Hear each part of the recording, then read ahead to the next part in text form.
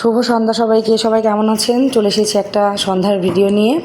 সন্ধ্যা হলে প্রচুর খিদে লেগে যায়, কি খাবো না খাবো তখন শুধু খুঁজতে থাকি, আর বাচ্চারাও তখন মেনু রেডি করে দেয়। তো বাচ্চাদের পছন্দে আজকে নুডলস রান্না করলাম।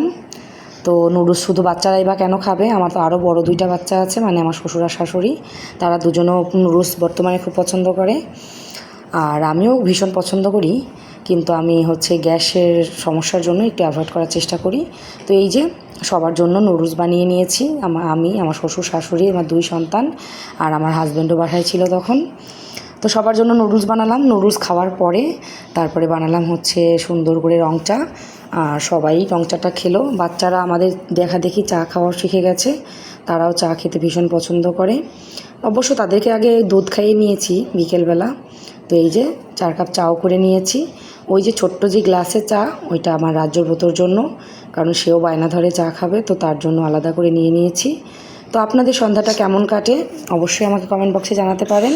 আমাদের তো সন্ধ্যাটা ভীষণ আনন্দে কাটে। তো ভালো থাকবেন সবাই।